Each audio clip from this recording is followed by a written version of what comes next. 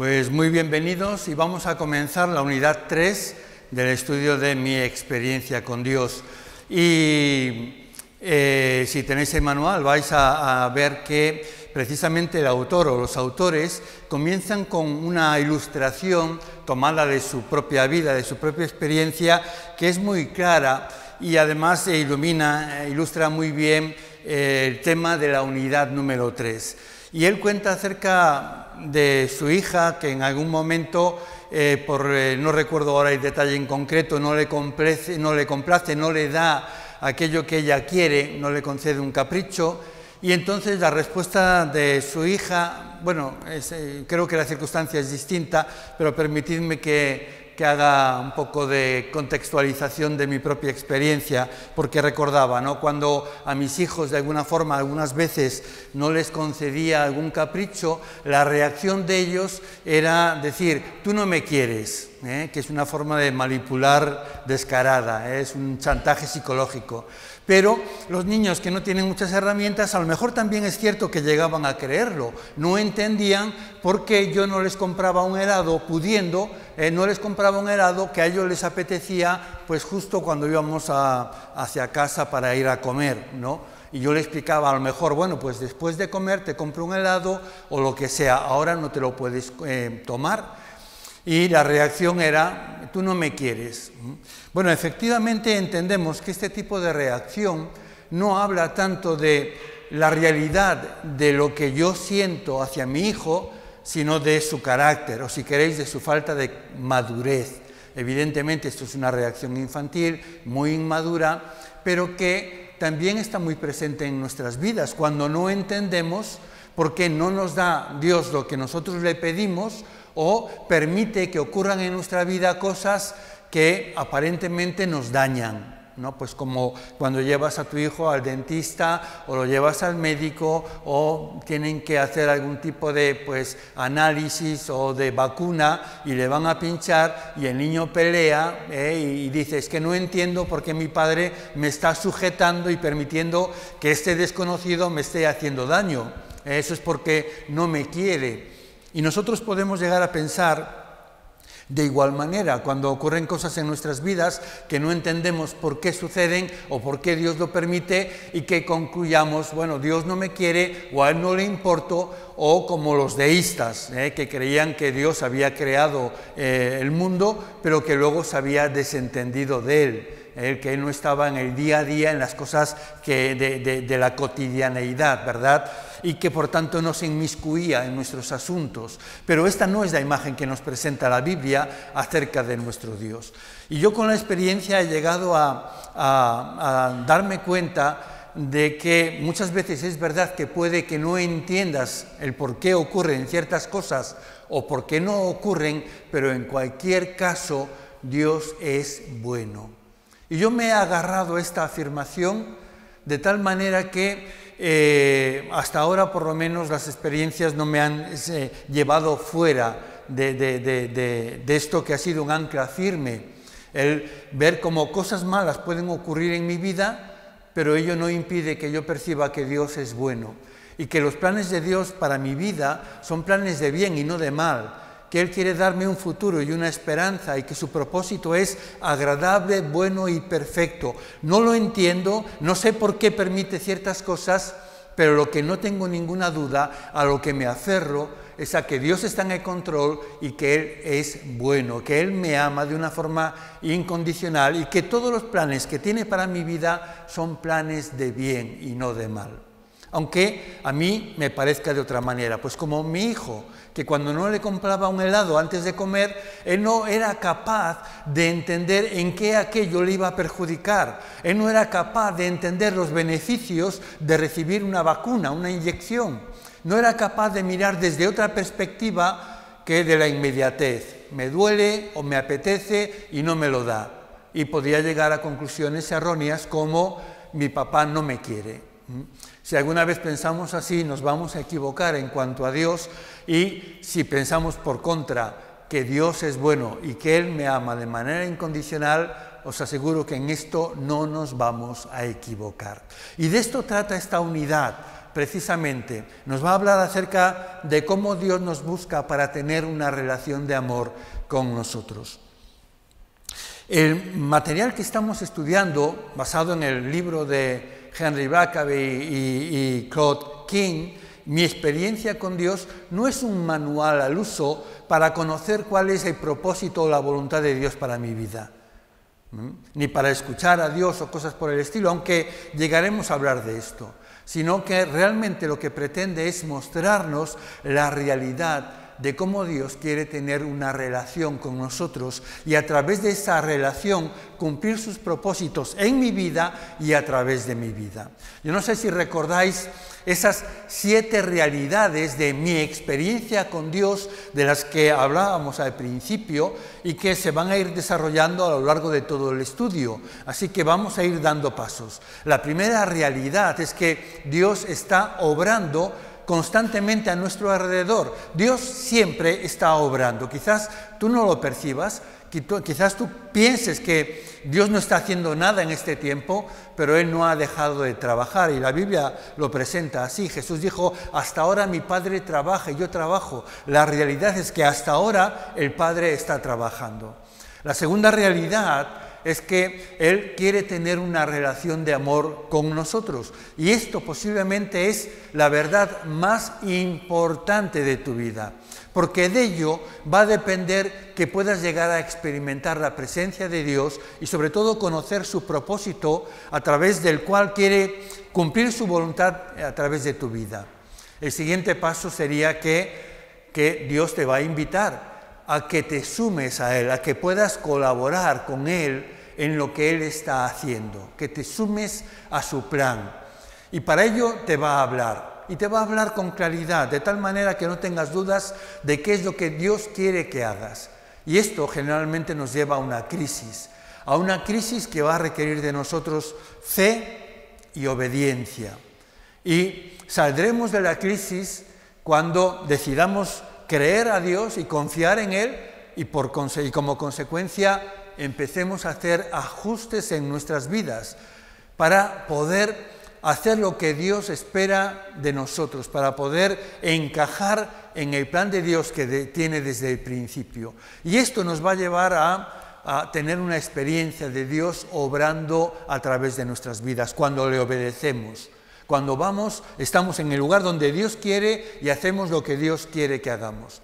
Entonces vamos a tener una experiencia de cómo Dios va a obrar a través de nuestras vidas. No obstante, todo comienza con esa relación, o ha comenzado anteriormente con el hecho de que Dios obra y está obrando, pero de repente yo intervengo en la ecuación y la primera vez que yo aparezco es en esa búsqueda que Dios hace de mi persona cuando quiere tener una relación de amor conmigo. Y lo importante de esto que tenemos que saber es que Dios es el que toma la iniciativa para llevarnos a una relación de esta naturaleza. Él siempre es el que toma la iniciativa. Lo hizo cuando te creó con el propósito precisamente de amarte. Te creó para amarte y para que tú pudieras también responder a este amor amándole a Él. Y este es el propósito principal. Cuando nosotros no respondemos a este propósito, ocurre lo que decía Agustín de Hipona, que en nuestro interior hay un agujero del tamaño de Dios. Hay algo que solo Dios puede llenar, y solo se llena cuando establecemos esta relación de amor con Dios. Y esta relación no solo puede, sino que debe de ser una relación real y personal para nosotros. Jesús dijo en el Evangelio de Juan, en el capítulo 14, verso 21, el que tiene mis mandamientos y los guarda, él es quien me ama. Y el que me ama será amado por mi Padre, y yo lo amaré y me manifestaré a él.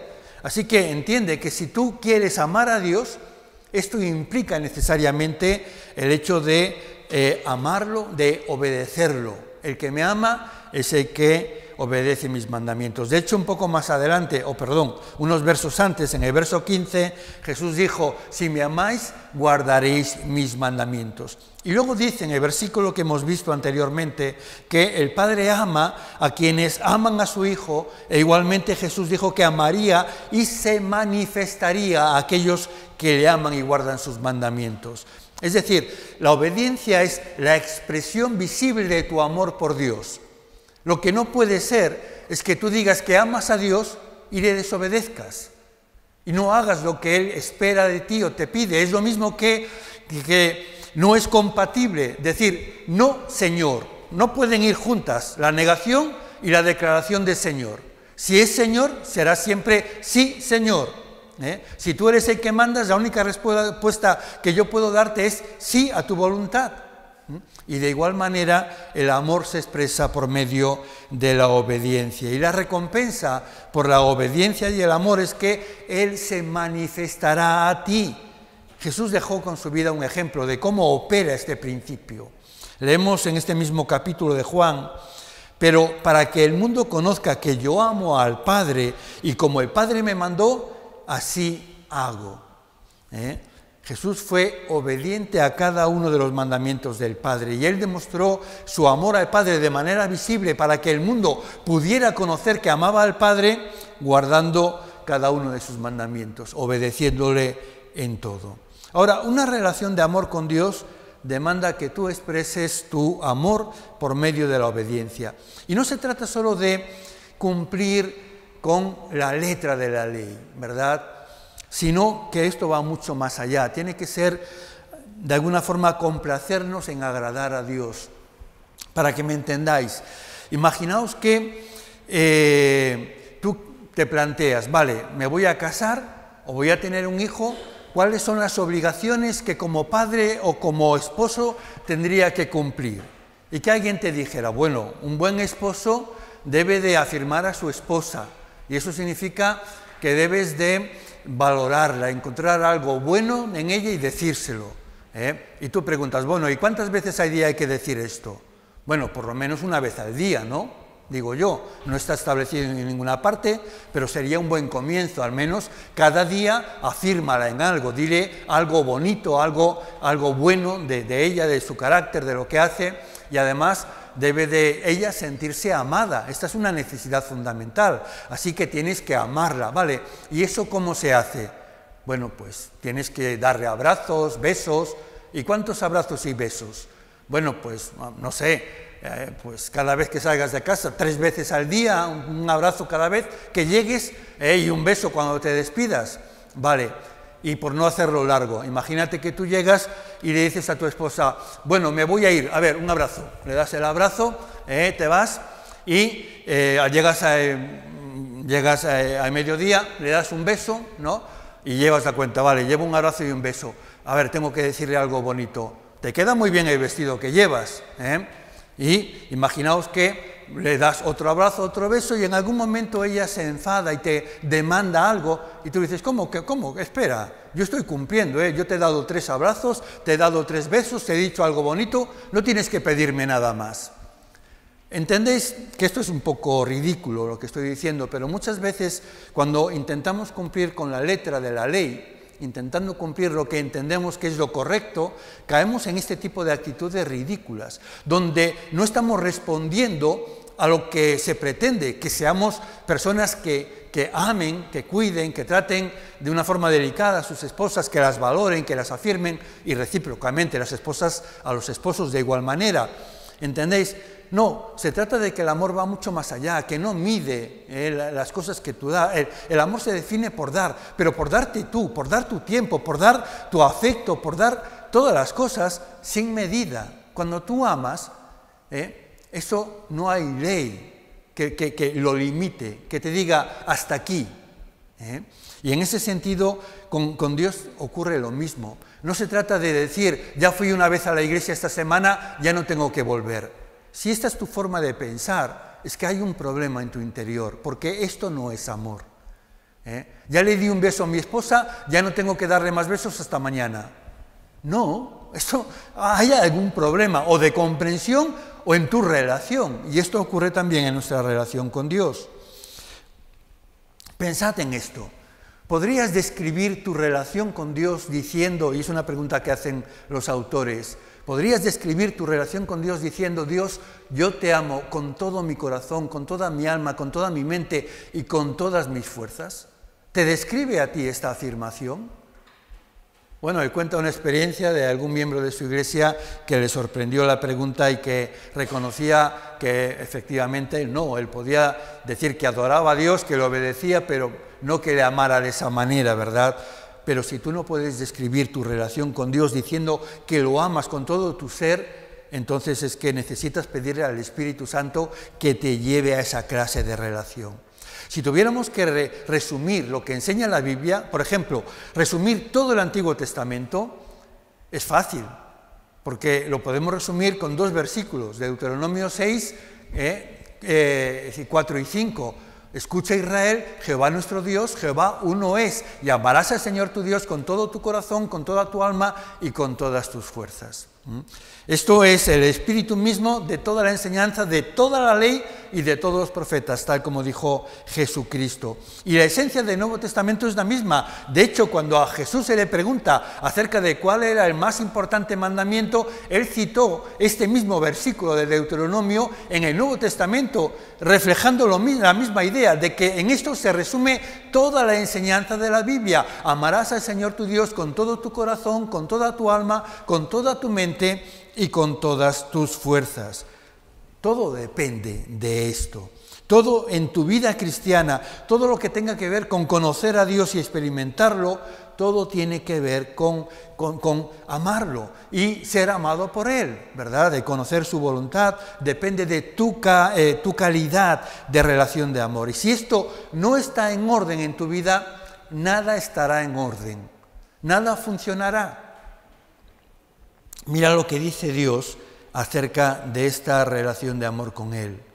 Y vamos a leer varios textos. Llamo hoy por testigos contra vosotros a los cielos y a la tierra, de que he puesto delante de vosotros la vida y la muerte, la bendición y la maldición. Escoge pues la vida para que vivas tú y tus descendientes, amando a Jehová tu Dios, escuchando su voz y siéndole fiel, porque Él es tu vida. Si queréis acompañarme en la lectura, os animaría a que intentarais subrayar mentalmente todas las veces que aparece la palabra amor o alguno de sus derivados. Y aquí encontramos, ¿verdad?, amando a Jehová tu Dios, escuchando su voz y siéndole fiel, porque Él es tu vida. No solo te da vida, Él es tu vida. Porque de tal manera, dice Juan 3:16, amó Dios al mundo, que ha dado a su Hijo unigénito para que todo aquel que en Él cree no se pierda, mas tenga vida eterna. Jesús dice, el que tiene mis mandamientos y los guarda, Él es quien me ama, y el que me ama será amado por mi Padre, y yo lo amaré y me manifestaré a Él. Y Pablo, escribiendo a los Romanos, nos recuerda, ¿quién nos separará del amor de Cristo?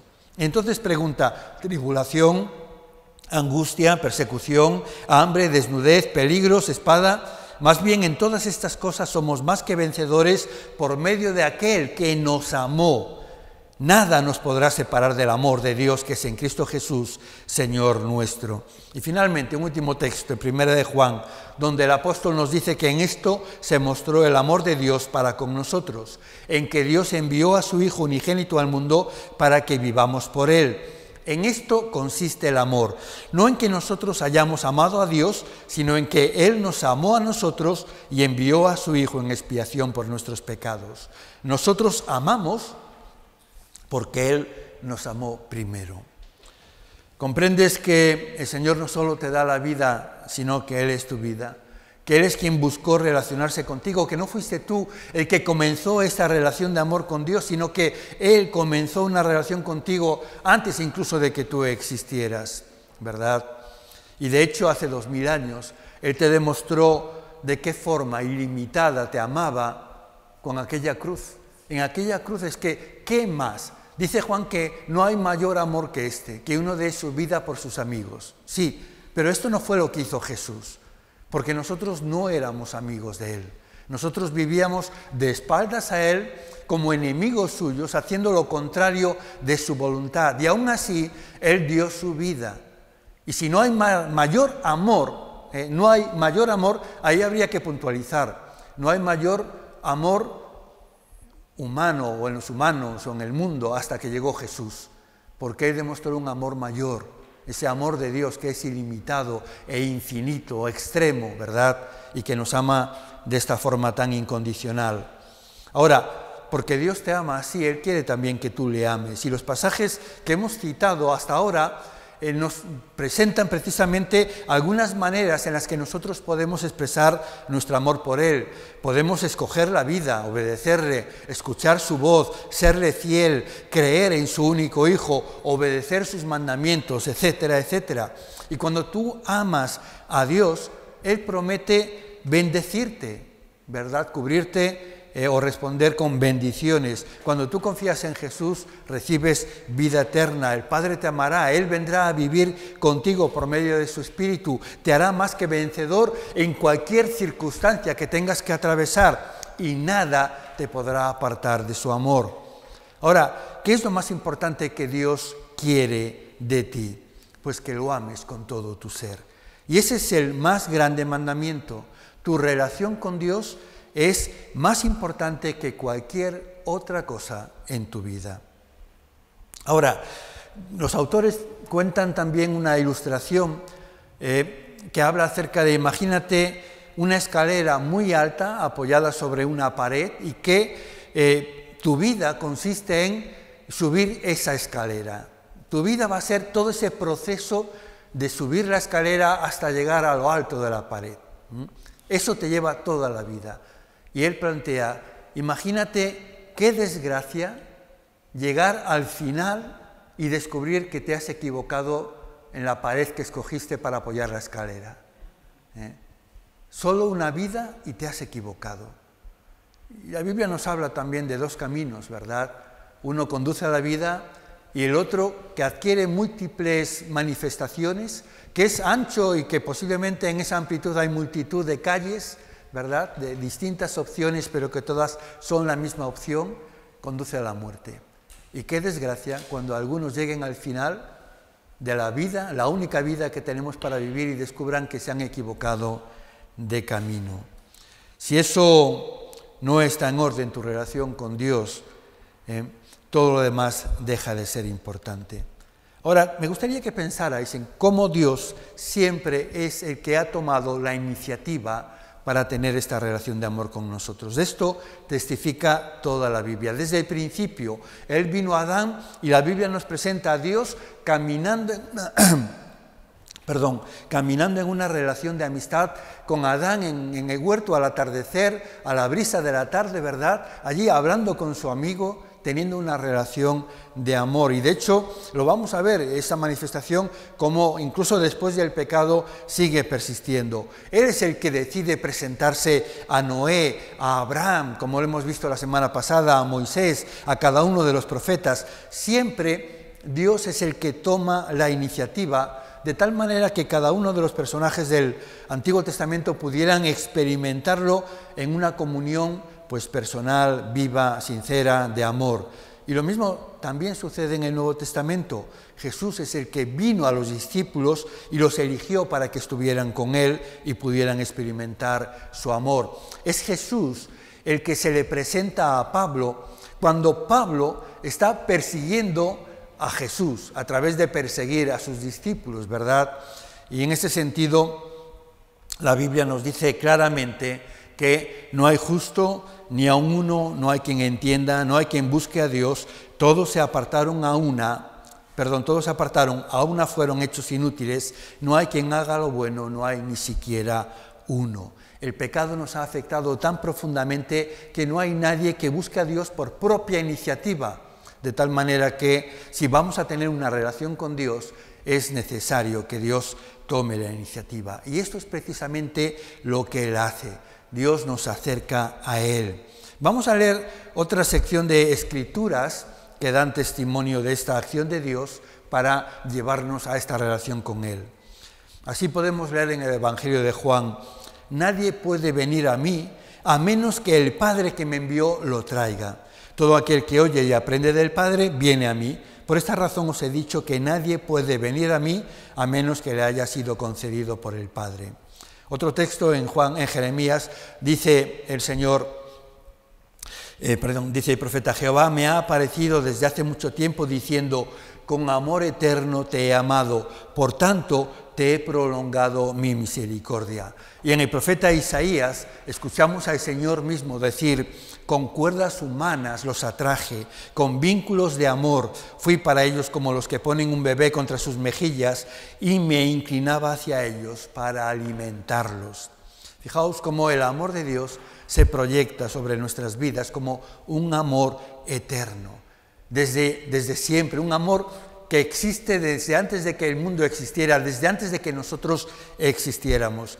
Y es a causa de ese amor que nosotros somos atraídos hacia Dios, con cuerdas de amor, ¿verdad?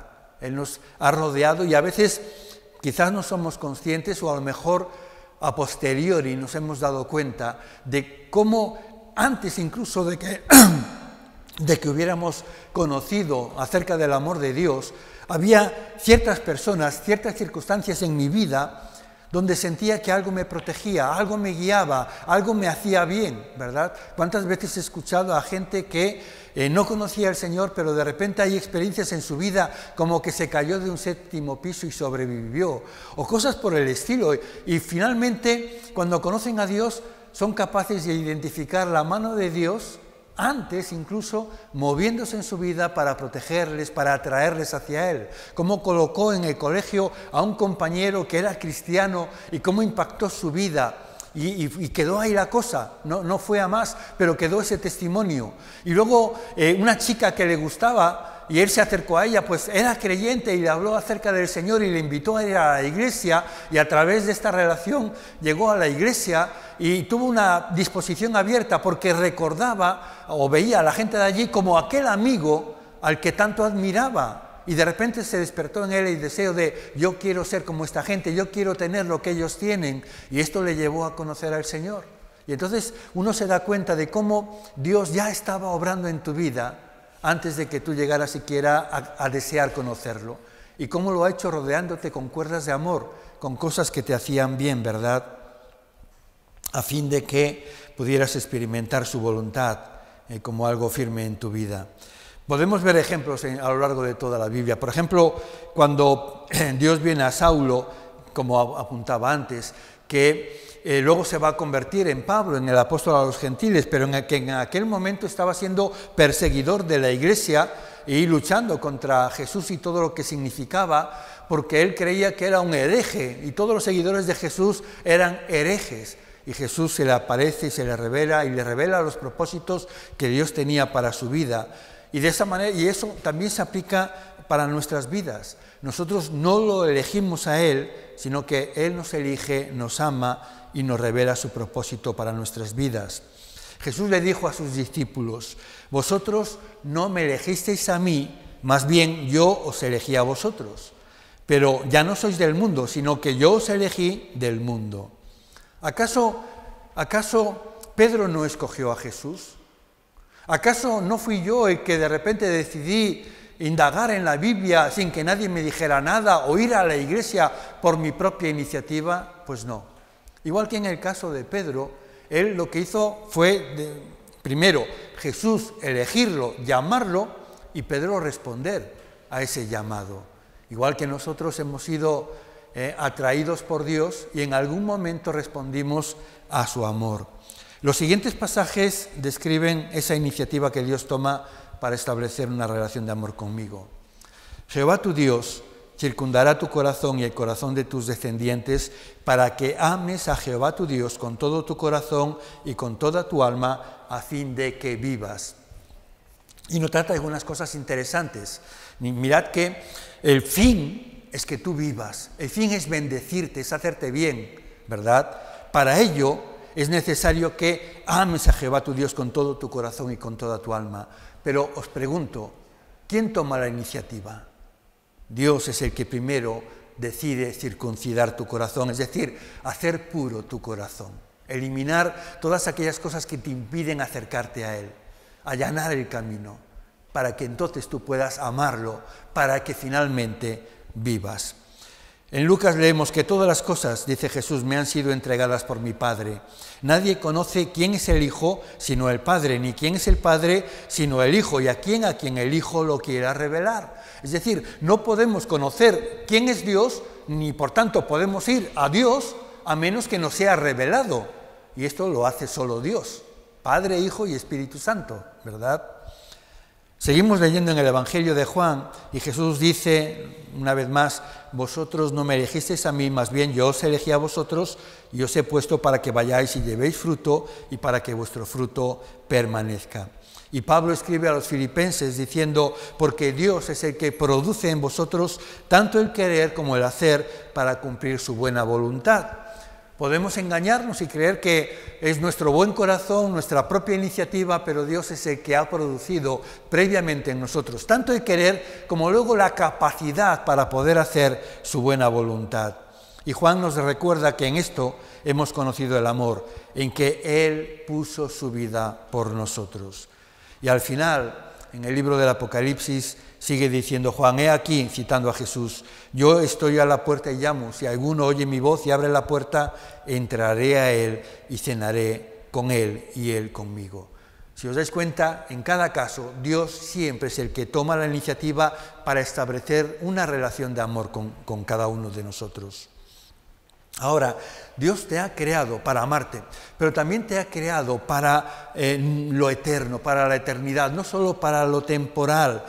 Lo temporal, el aquí y ahora, te ofrece la oportunidad de conocer a Dios y establecer esta relación que va a perdurar por toda la eternidad. Y además le da la oportunidad a Dios de trabajar en tu carácter para que puedas ser semejante a Cristo y de tal manera que la eternidad tenga su verdadera dimensión en ti. Si vivimos solo para el aquí y el ahora, para lo temporal, nos vamos a perder el propósito de Dios.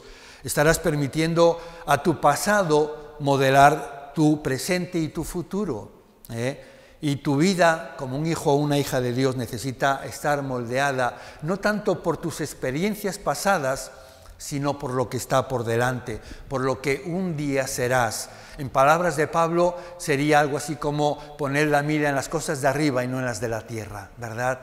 Y en ese sentido vamos a ver un ejemplo de cómo Pablo luchó con este problema, con todo su pasado, todo su historial, todas sus experiencias, todas sus heridas, ¿verdad?, que nos pueden convertir en personas resentidas, amargadas, heridas, que hieren, etcétera, etcétera, y cómo él decidió dejar de un lado todo esto. Dice en la carta a los Filipenses, si alguno cree tener de qué confiar en la carne, yo más. Circuncidado al 8º día, del linaje de Israel, de la tribu de Benjamín, hebreo de hebreos, en cuanto a la ley, fariseo, en cuanto al celo, perseguidor de la iglesia, en cuanto a la justicia de la ley, irreprensible. Pero, aquí hay un giro, hay un cambio, pero las cosas que para mí eran ganancia, todo esto que acaba de mencionar, las he considerado pérdida a causa de Cristo. Y aún más, considero como pérdida todas las cosas en comparación con lo incomparable que es conocer a Cristo Jesús, mi Señor. Por su causa, lo he perdido todo y lo tengo por basura a fin de ganar a Cristo y ser hallado en Él sin pretender una justicia mía derivada de la ley, sino la que es por la fe en Cristo, la justicia que proviene de Dios por la fe. Anhelo conocerle a Él y el poder de su resurrección y participar en sus padecimientos para ser semejante a Él en su muerte y de alguna manera me encontraré en la resurrección de los muertos. No quiero decir que ya lo haya alcanzado, ni que haya llegado a la perfección, sino que prosigo a ver si alcanzo aquello para lo cual también fui alcanzado por Cristo. Hermanos, yo mismo no pretendo haberlo ya alcanzado, pero una cosa hago, olvidando lo que queda atrás y extendiéndome a lo que está por delante, prosigo a la meta, hacia el premio del supremo llamamiento de Dios en Cristo Jesús. Fijaos en la lista de cosas que Pablo presenta. Él fue un judío fiel y honesto de la tribu de Benjamín, intachable en guardar los preceptos de los fariseos, con un gran celo por la obra de Dios, y consideraba todos sus méritos no solo como pérdida, sino como basura. Y más que ninguna otra cosa, él quería conocer a Cristo, ser hallado en Él y llegar a ser como Él, a fin de obtener la bendición futura, la resurrección de entre los muertos. Y para centrar su atención en esa meta, en ese futuro que esperaba, olvidaba el pasado y se proyectaba esforzadamente hacia la meta futura de un premio celestial. El deseo íntimo de Pablo era conocer a Cristo y llegar a ser como Él. Y tú también puedes someterte y ordenar tu vida bajo la dirección de Dios, de tal modo que logres conocerlo, amarlo únicamente a Él y llegar a ser como Cristo. Permite que tu presente sea modelado y formado por lo que tú has llegado a ser en Cristo. Fuiste creado para la eternidad. Y para ello necesitas orientar tu vida hacia los propósitos de Dios. Y esos propósitos se proyectan más allá del tiempo, hacia la eternidad. Tenemos que ir terminando ya, o por lo menos quiero terminar aludiendo a que esta relación de la que estamos hablando tiene que ser algo real, personal y práctico. Algunas personas, hablaba antes al principio, no citaba a los deístas creen en un Dios que creó el universo, pero que luego se desentendió. Hablan incluso de un Dios ocioso, un Dios que no interviene en la vida cotidiana de sus criaturas y por tanto todo lo que ocurra es cosa nuestra.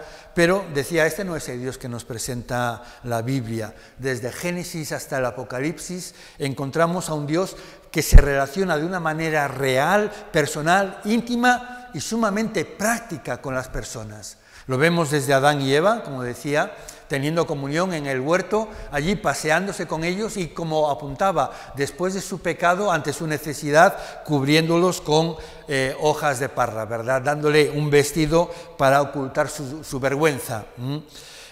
Agar, recordáis, la sierva de Sara, la abusa de ella por celos y al final la despide sin nada, ella tiene que huir al desierto y finalmente está a punto de perecer y allí descubre que Dios la ve, que Dios tiene de ella misericordia, que Dios va a cuidarla y a proveer para todas sus necesidades de una forma muy personal y práctica. Salomón tenía una herencia familiar preciosa. Su padre era alguien que tenía una relación con Dios y que le amaba con todo su corazón. De él dice la Biblia que era un hombre conforme al corazón de Dios. Y sin duda alguna Salomón aprendió desde niño, viendo a su padre, a amar a Dios. De tal manera que cuando él es ascendido a cabeza del reino, a ser el rey, Dios le concede un deseo, pide lo que quieras. Y yo no sé vosotros lo que pensaríais en una situación así. Si os dijeran, tienes un deseo, puedes pedir lo que quieras. Salomón, porque amaba a Dios y su pueblo, lo que pidió fue sabiduría para poder guiar bien al pueblo, para no hacer daño a la obra de Dios, para poder cumplir el propósito de Dios. Y tanto le agradó a Dios esta petición, que no solo le concedió sabiduría, sino también fama y riqueza como nadie otro tuvo en la tierra, ¿verdad? Lo vemos igualmente con los discípulos, con los 12, que también tuvieron esa relación tan real, personal y práctica con Jesús. ¿Os imagináis un seminario intensivo de 3 años viviendo 24 horas al día, 7 días a la semana con Jesús? Viéndolo constantemente, obrando y pudiendo preguntarle el porqué de todas las cosas. Y él hablar a las multitudes, pero luego detenerse con vosotros para explicaros, para que entendierais bien las verdades que estaban detrás de cada una de las cosas que él estaba haciendo. Incluso cuando él los manda en una difícil misión, los manda de 2 en 2, pero en la que él no va a estar presentes, no los dejó sin capacitación. Les dio autoridad para sanar enfermos y para echar fuera demonios. Y Pedro, cuando estaba en la cárcel esperando su ejecución, porque en algunos lugares del mundo la obediencia a Dios puede suponer la prisión o incluso la muerte, ¿verdad? Y precisamente esta fue la experiencia de Pedro, y estando en la cárcel, resulta que la iglesia hizo oración por él, y como respuesta a esa oración, Dios va a liberarlo de la cárcel, de tal manera que todo lo que ocurre es tan dramático que Pedro piensa que está soñando, no cree que sea real lo que está viviendo. Y la iglesia, cuando ve a Pedro, cree que es un fantasma. No son capaces de distinguir la realidad, pero finalmente esta se impone. Y ellos son conscientes de que lo que estaba haciendo Dios era algo real, personal y enormemente práctico, ¿verdad? Y posiblemente salvó la vida de Pedro. Y podríamos seguir así, con multitud de ejemplos. Yo no sé si percibís la relación de cada una de estas personas con Dios de una forma práctica, que cambiaba sus vidas, que las capacitaba, que les ayudaba, que las cambiaba, ¿verdad? Esto fue cierto en el Antiguo Testamento, durante el ministerio de Jesús y después de la venida del Espíritu Santo en Pentecostés. Y cada una de nuestras vidas también puede reflejar esta clase de relación real, personal y práctica cuando respondemos a la obra que Dios quiere hacer en nuestras vidas y a través de nosotros. Y si no hay podemos recordar un momento en nuestra relación que haya sido real, personal y práctico, quizás tengamos que evaluar cómo es nuestra relación con Dios y pedirle al Espíritu Santo que nos lleve a este tipo de relación. Lamentablemente hay muchos creyentes que hacen algo parecido a lo siguiente: dedican una parte de su tiempo a Dios, como por ejemplo, el domingo por la mañana voy a la iglesia, y incluso a lo mejor antes de ir a la iglesia leo la Biblia en mi casa y oro, o a lo mejor en casa cada día tengo el hábito de tener 5, 10, 15 minutos para leer la Biblia, orar, quizás antes de acostarme o al levantarme o en cualquier momento del día, y es ese tiempo que le dedico a Dios. Y luego el resto de la vida, el resto del día, el resto de la semana, lo vivo como si Dios no existiera, ¿verdad? Ni pienso en Dios, ni en cuál es su propósito, ni en reconocer qué es lo que Dios está obrando, ni si se quiere revelar a mi vida para invitarme a colaborar con Él en su obra, o si hay algún propósito en el que Dios quiere hacer a través de mí, o me está invitando a participar, ¿verdad?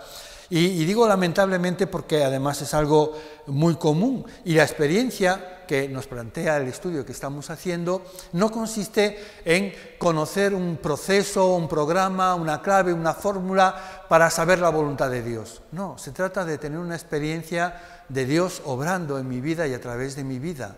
Y tenemos que llegar ahí a experimentar a Dios de manera real y práctica, como cada una de las personas que describe la Biblia. Y Dios puede marcar la diferencia. Él es el que está obrando y quiere obrar en nuestras vidas. Termino con un muy breve resumen.